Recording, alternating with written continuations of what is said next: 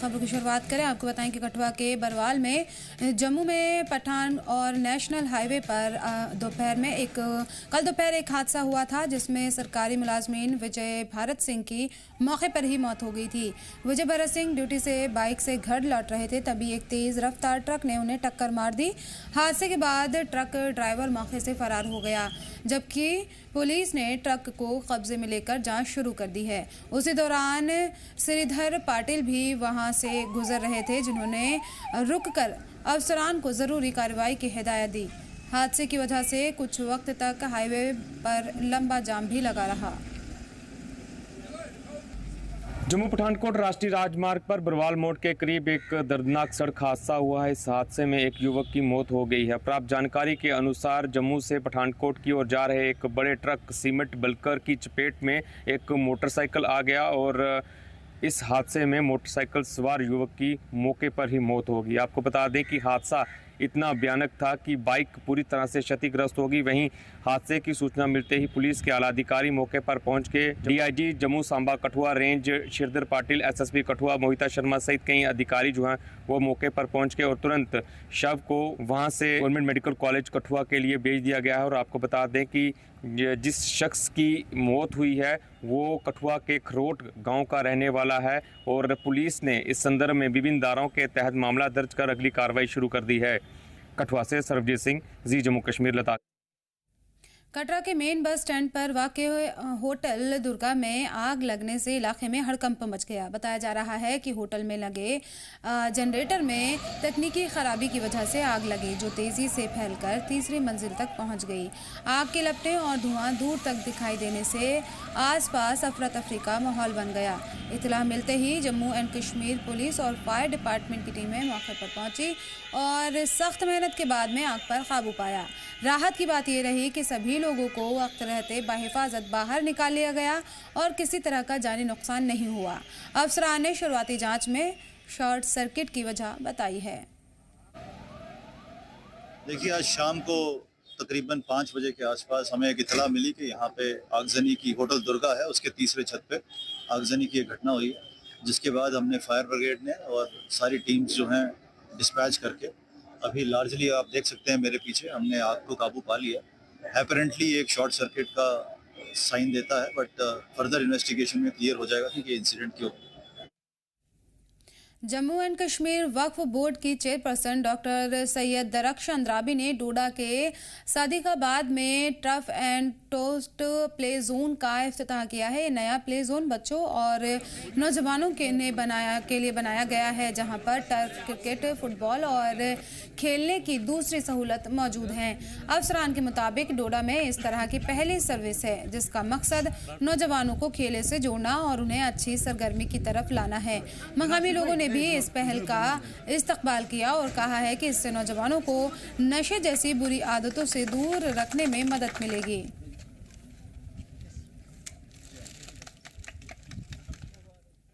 MLA Hasnain Masoodi ने government girls high school Kupwara में एक स्मार्ट क्लासरूम का इफ्तिताह किया है। इसका मकसद स्कूल में डिजिटल एजुकेशन को बढ़ावा देना और स्टूडेंट को जदीद पढ़ाई की सहूलत देना है। इस मौके पर उन्होंने 10वीं कक्षा में अच्छा मुजाहरा करने वाली स्टूडेंट को एजाज़ से भी नवाजा। उन्होंने बताया कि पंपोर इलाके के 15 स्कूलों में ऐसे स्मार्ट क्लासरूम बनाए जाएंगे ताकि बच्चों को बेहतर और जदीद एजुकेशन मिल सके। तलबा और तालिबात हैं उनके लिए एक रसाई हुई वर्ल्ड ऑफ नॉलेज, जो बिल्कुल एक बहुत बड़ा ज़ख़ीरा है इल्म का, उस तक रसाई होगी, क्योंकि अब ये महदूद नहीं रही अपने क्लासरूम तक। तो उस हवाले से ये ज़रूरी था यहाँ पर इस स्कूल में ये कायम करना, जो हमारी ये फैसिलिटी, तो इससे मुस्तफ़ीद हो जाएंगी यहाँ की तालीम। स्कूल पहले ही तरक्की के राह पर गामज़न है। यहाँ के एक तालिबा ने 99% से ज़्यादा नंबरात हासिल की है, तो बड़ी अच्छी तालीम का यहाँ पर इंतज़ाम है। तो यहाँ पर वो भी फैसिलिटीज़ हो, मैंने ये कोशिश की कि वो फैसिलिटीज़ को अवेलेबल हो, और बाकी उन तलबा ने मेरी नोटिस में और भी कुछ मामले लाए, जिन मामलात को मैं इंशाअल्लाह रहमान आने वाले वक्त में हल करूँगा, हल करने की कोशिश करूँगा। District legal service authority Poonch ने motor vehicle department Jammu and Kashmir के साथ मिलकर पुंछ में ट्रैफिक बेदारी प्रोग्राम शुरू किया। इस प्रोग्राम का मकसद लोगों को ट्रैफिक कवानीन की जानकारी देना और सेफ ड्राइविंग के लिए बेदार करना है। मीडिया से बात करते हुए बशारत महमूद ने कहा है कि इस मुहिम के जरिए ड्राइवर्स और मुसाफिरों को रोड सेफ्टी की अहमियत के बारे में बताया जा रहा है। प्रोग्राम में मकामी ड्राइवर्स और मुसाफिरों ने भी हिस्सा लिया ताकि जिले में सड़क हादसों को कम किया जा सके। जितने भी हमारे लोग हैं, अगर उनके 4 बच्चे हैं 5 बच्चे हैं, तो वो कोशिश करते हैं कि 4 के 4 हम स्कूटी पे बिठा लें। तो ये चीज़, इन चीज़ों की अवेयर करने की ज़रूरत है जो हम रोज़मर्रा की लाइफ में देखते हैं। गाड़ियों में हम ड्राइवर्स को बता सकते हैं सब, मगर हर घर के अंदर ये चीज़ है। हम देखते हैं कि जितने बच्चे होंगे पेरेंट्स हैं, वो नहीं देखेंगे कि एक छोटा सा बच्चा हमारी गोद में है, वो कोशिश करेंगे 4 के 4 बच्चे हैं तो उसी स्कूटी पे एडजस्ट।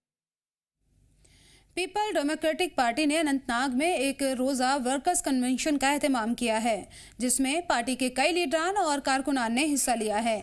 इस मीटिंग का मकसद पार्टी को ज़मीनी सतह पर मजबूत करना और लोगों के बीच में पहुंच बढ़ाना था। कन्वेंशन में पार्टी सदर महबूबा मुफ्ती ने भी कारकुनान के साथ में कहा कि वो लोगों के बीच में जाकर उनकी परेशानियों को सुने और पार्टी को मजबूत करें। उन्होंने नौजवानों से भी आगे आकर आज जाने में और पंचायत और बल्दियाती इंतखाबात में अहम किरदार निभाने की अपील की है।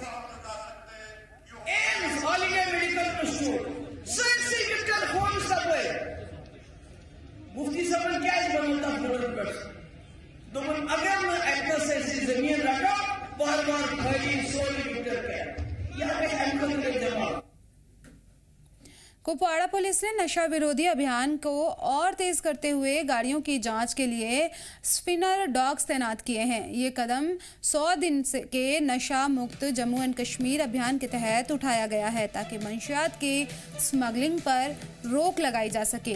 पुलिस का कहना है कि ट्रेंड डॉग स्क्वाड की मदद से गाड़ियों में छिपाए गए मंशियात का आसानी से पता लगाया जा सकता है। अफसरान ने लोगों से भी अपील की है कि अगर कहीं कोई मुश्तबा सरगर्मी दिखे तो फौरन कुपवाड़ा पुलिस को बताएं। कश्मीर में बकरी की खाल से जुड़े एक नए क्राफ्ट इनिशिएटिव ने रोजगार के नए मौके पैदा करने शुरू कर दिए हैं। इस पहल के तहत प्रोसेस्ड खाल को सजावटी वॉलपेपर, पुरानी आयतों के डिस्प्ले और इंसुलेटेड कपड़ों में तब्दील किया जा रहा है। देखिए हमारी खास रिपोर्ट।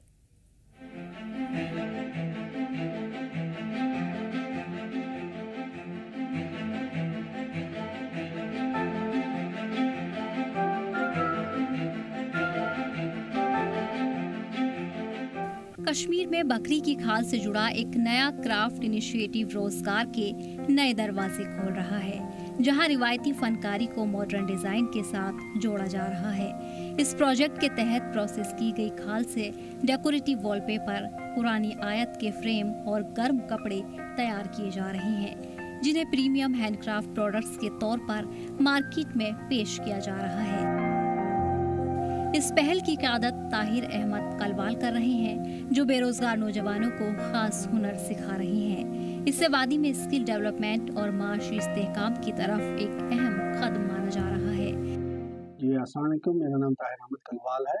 मेरी ये कंपनी है अलहमदा क्राफ्ट्स प्राइवेट लिमिटेड, जो एक स्टार्टअप कंपनी है और इस पे हम काम कर रहे हैं। मेरा जो मेन फोकस है वो revival of heritage for industry without killing any wild animals. उसी पे मेरी एक ये इनोवेशन है। हम जो ये जैसे सब लोगों को पता है कि कश्मीर एक mostly consuming mutton consuming state है, यहाँ पर हम रोज़ 7 से 8 हज़ार शीप स्लॉटर करते हैं।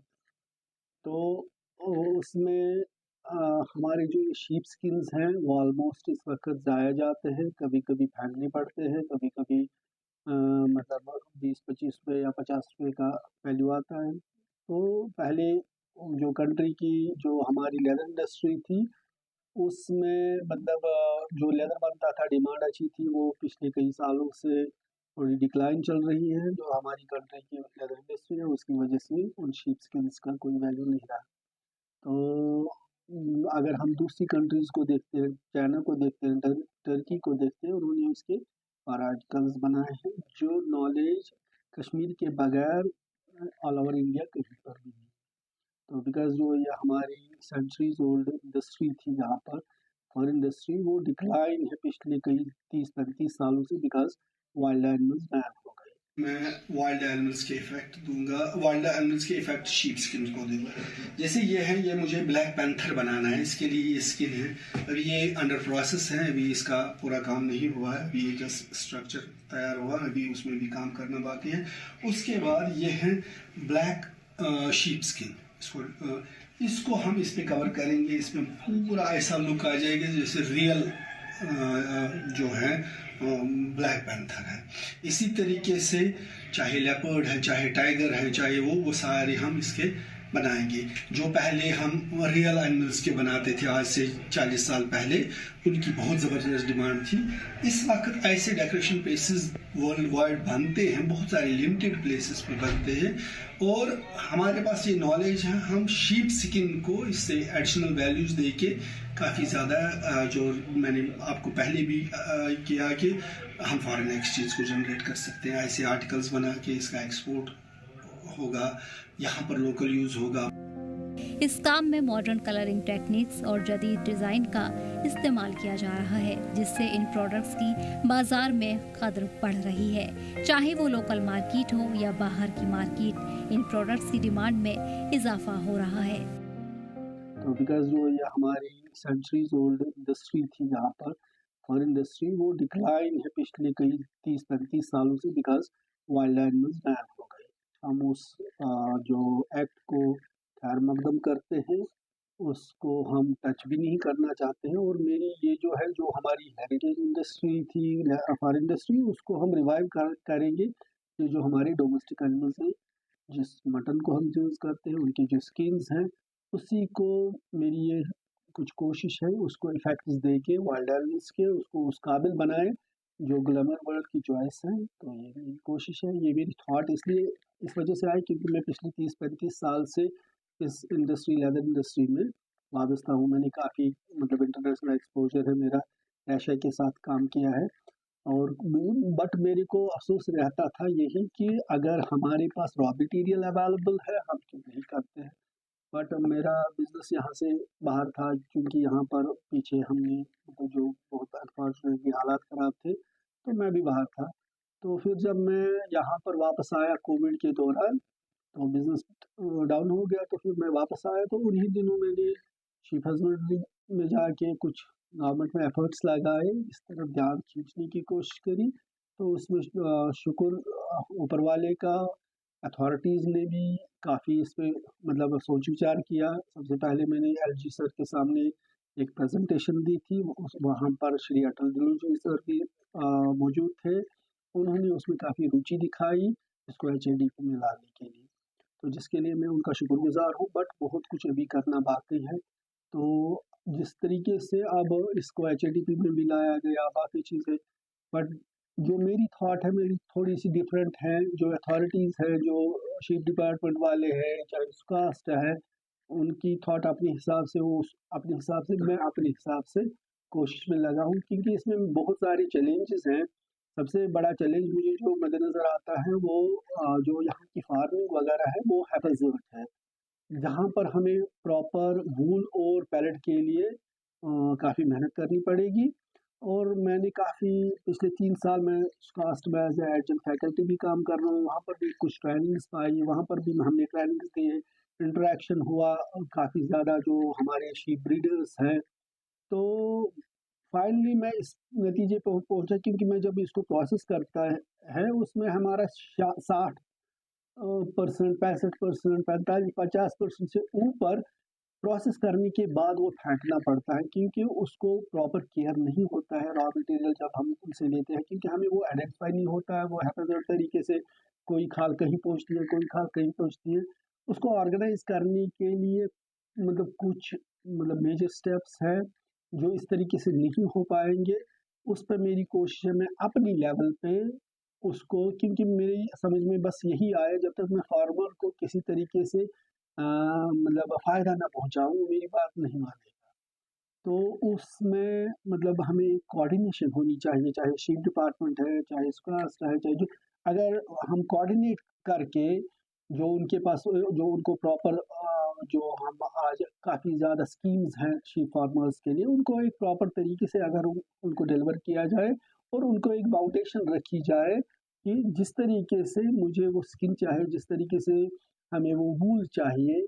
इनफैक्ट मैं आपको कहूँगा आज ही मेरी जो ओसवाल कंपनी ओसीएम है उनके साथ बात हुई, तो इंशाल्लाह हम बहुत जल्दी जॉइंट वेंचर में शायद कुछ ऐसा निकल जिससे फार्मर को ज़्यादा से ज़्यादा फ़ायदा पहुँचे। इस बारे में अफसरान और दस्तकारों ने साफ किया है कि इस काम में तमाम कानूनी उसूलों की पाबंदी की जा रही है और कच्चा माल सिर्फ जायज़ ज़राए से हासिल किया जाता है, यानी इसका इस्तेमाल पूरी तरह से हलाल और पाकीज़ा है।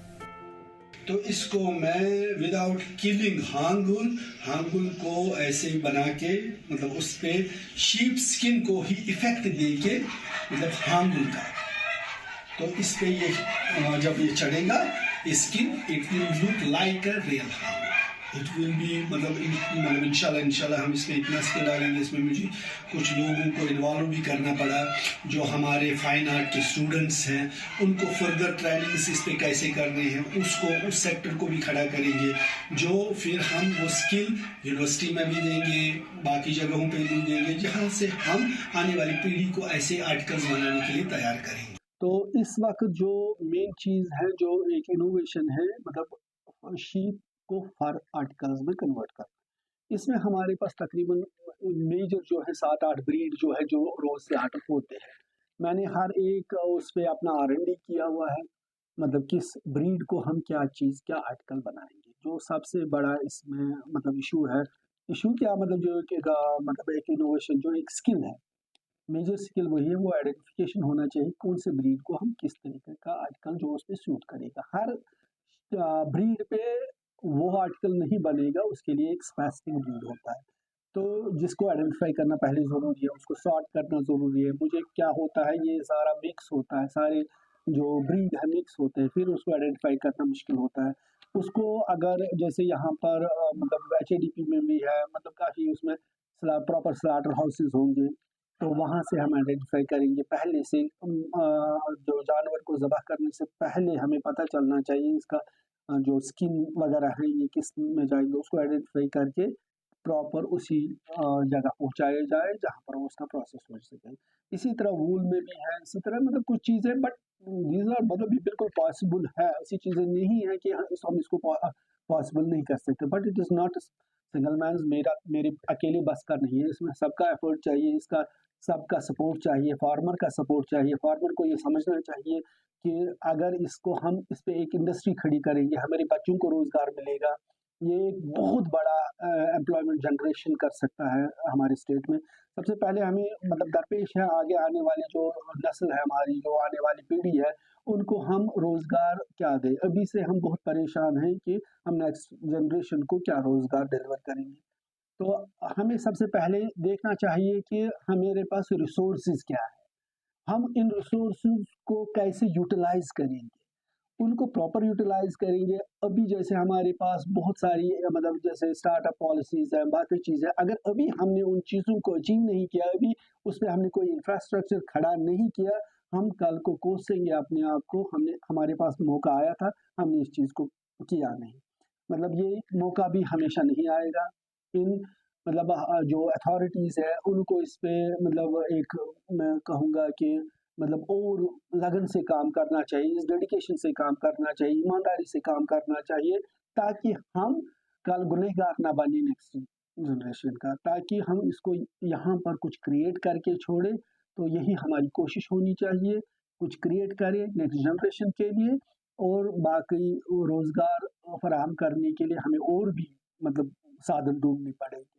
मैं इस फील्ड में एक महारत रखता हूँ, एक तजुर्बा रखता हूँ, और मुझे आगे आना चाहिए। इसी तरह और लोग और चीज़ों में महारत रखते हैं, उनको सामने आना चाहिए कुछ क्रिएट करने के लिए, ताकि हम नेक्स्ट जनरेशन का फ्यूचर सिक्योर कर सकें। इसके साथ ही अफसरान ने ये भी साफ किया है कि जंगली जानवरों का शिकार या उन्हें नुकसान पहुंचाना जुर्म है और ये पहल पूरी तरह पायदार और अखलाकी उसूलों के मुताबिक है। इस काम में शिकार के जानवरों की खाल का कोई इस्तेमाल नहीं है, यानी ये 100% नेचुरल है, जो इसकी अहमियत को और बढ़ा देता है। ब्यूरो रिपोर्ट, जी जम्मू कश्मीर, लद्दाख।